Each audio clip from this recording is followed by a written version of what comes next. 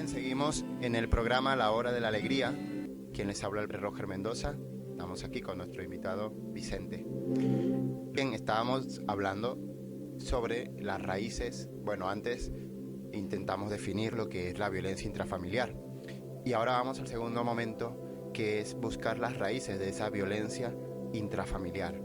Cuando decimos intrafamiliar es que es dentro de la familia, ¿no? No son cuestiones externas, que también merece la pena hablar de ellas o a lo mejor tratarlas en un programa, pero ahora estamos hablando lo que pasa adentro de las familias, lo que pasa en el interior de las familias. Que de ahí después nacen las otras violencias que vemos a nivel de todo tipo en la vida política y social. Efectivamente, no nos extrañemos de que cuando veamos en la calle gente que actúa mal, porque a lo mejor tú vas caminando y te tropiezas con alguien y ya hay pelea, ¿no? Ya te reclama, ya te dice eso, mira, ¿tú por qué me haces eso? Tú no ves bien, no ves por dónde camino, ¿no? Entonces, que no nos extrañe que la violencia que vemos en la calle tiene su origen en lo que pasa dentro de la familia. Todo lo que vemos. Cada familia es un mundo y una persona otro tanto, pero a lo que vamos ahora es a ver de dónde viene eso de la violencia. Claro, porque una vez hecho el diagnóstico de la enfermedad, entonces la puedes atacar más fácil. Y pienso que una de las raíces principales es el hueco que hay en el alma. Es decir, hay un vacío. Podemos hablar de 3 grandes enfermedades, con raíces y manifestaciones incluso psicológicas, que hoy en día están destruyendo al individuo, a la familia y a la sociedad. ¿Cuáles son estas 3 enfermedades? En primer lugar, el alcoholismo o la adicción a las drogas. En segundo lugar, la ira con su manifestación, que se traduce en la violencia doméstica, y otro, pues el espíritu de dependencia, que a veces no hay libertad para que las personas puedan actuar, incluso dentro de la misma familia. Una madre o un padre sobreprotector que vive cuidándolo todo el tiempo al hijo o a la hija.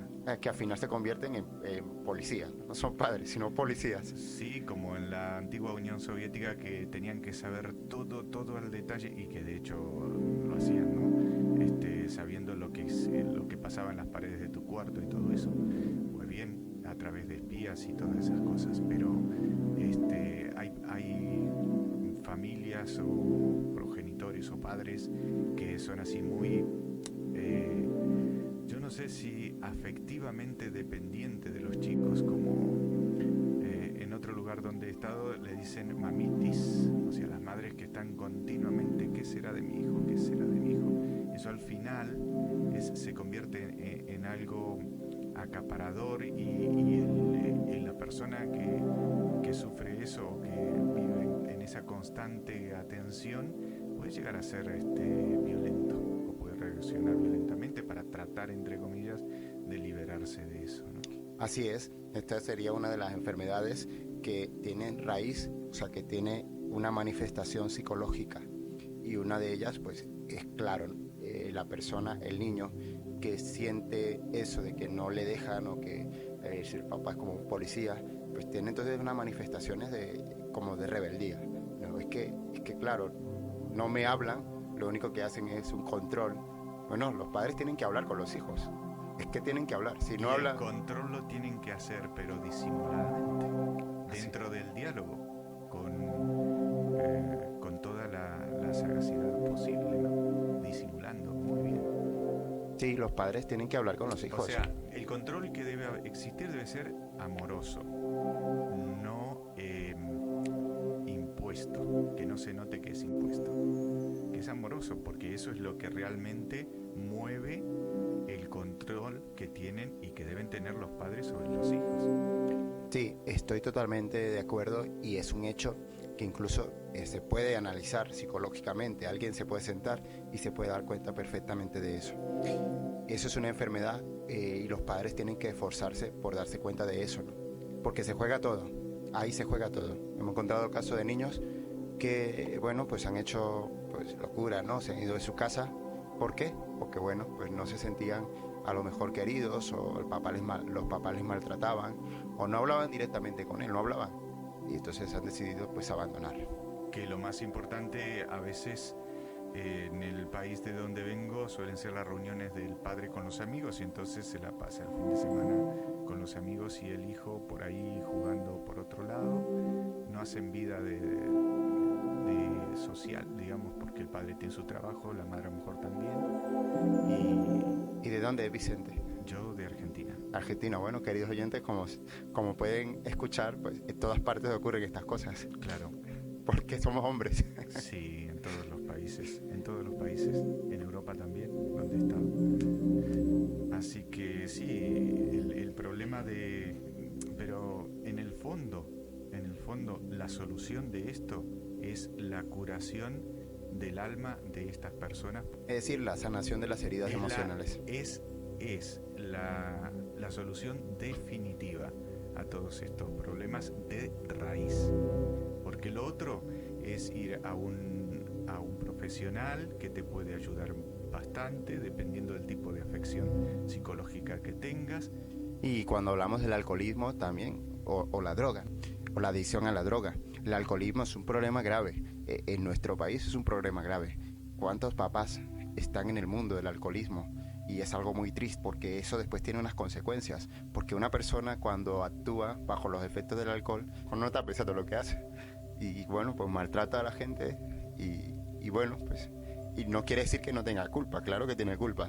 Si yo hago eso, pues tendré doble culpa. Primero por tomar, por emborracharme con el alcohol. Y después por lo que hago también. Es decir, que hay un delito doble. Entonces el alcoholismo me lleva a promocionar esta violencia intrafamiliar. ¿Qué es lo que hay que hacer? Buscar que esas personas, papás, padres, hombres, hay muchos hombres, pero también hay mujeres. O sea, que el alcoholismo no es un problema únicamente de hombres, sino que también hay mujeres que pueden caer en este problema del alcoholismo. Hay que ayudar a esas personas. Hay que hacerles ver que eso pues, va a llevarle por el camino de la perdición y que va a destruir su familia.